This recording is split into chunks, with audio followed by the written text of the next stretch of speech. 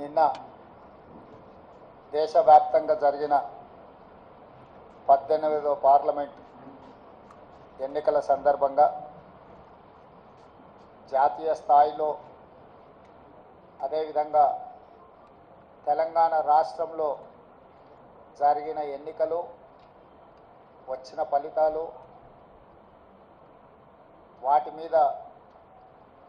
ప్రజలు ఇచ్చిన తీర్పుకు సంబంధించి మీడియా మిత్రులతో చర్చించి కాంగ్రెస్ పార్టీ భవిష్యత్ ప్రణాళికను సిద్ధం చేసుకోవాలని ఆలోచన చేస్తున్నాం. ఈరోజు అందుబాటులో ఉన్న మా మంత్రివర్గ సహచరులు, శాసనసభ్యులు, నూతనంగా ఎన్నికైన పార్లమెంటు సభ్యులతో వచ్చిన ఫలితాలలో కాంగ్రెస్ పార్టీకి సంతోషకరమైన ఫలితాలు వచ్చినాయి. వాళ్ళందరితో కలిసి ఈ సంతోషాన్ని పంచుకోవడం జరిగింది.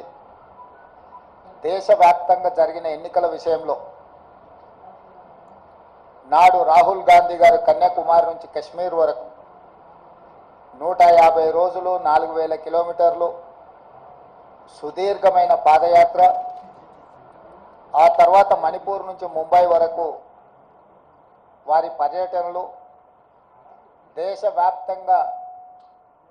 ప్రజాస్వామిక వాదులందరినీ ఏకం చేసి ముఖ్యంగా దళితులు, గిరిజనులు, మైనారిటీలు, మహిళలు, విద్యార్థులు, నిరుద్యోగ యువకులు, ప్రజాస్వామిక వాదులందరినీ కూడా సమన్వయం చేసి నరేంద్ర మోడీ భారతీయ జనతా పార్టీ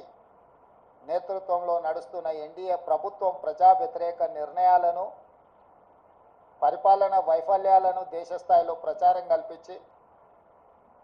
ఎన్డీఏ కూటమికి ప్రత్యామ్నాయంగా ఇండియా కూటమిని ఏర్పాటు చేసి వీలైనంత మేరకు సహకరించిన వాళ్ళందరినీ సహకారం తీసుకొని సమన్వయం చేసుకొని ఏఐసిసి అధ్యక్షుడు మల్లికార్జున్ ఖర్గే గారు, శ్రీమతి సోనియా గాంధీ గారు, రాహుల్ గాంధీ గారి యొక్క పాదయాత్ర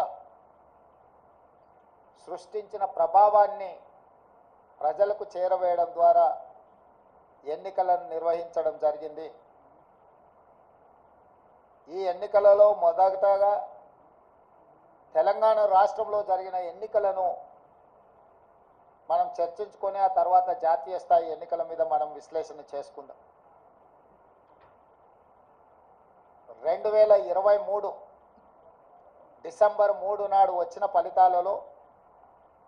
64 శాసనసభ నియోజకవర్గాలలో కాంగ్రెస్ పార్టీని గెలిపించి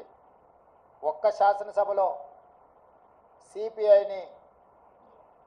మా ఎన్నికల పొత్తులో భాగంగా కొత్తగూడెంలో గెలిపేయడం జరిగింది. తెలంగాణ రాష్ట్రంలో 65 శాసనసభ నియోజకవర్గాలలో 39.5% ఓట్లను వేయడం ద్వారా కాంగ్రెస్ ప్రభుత్వాన్ని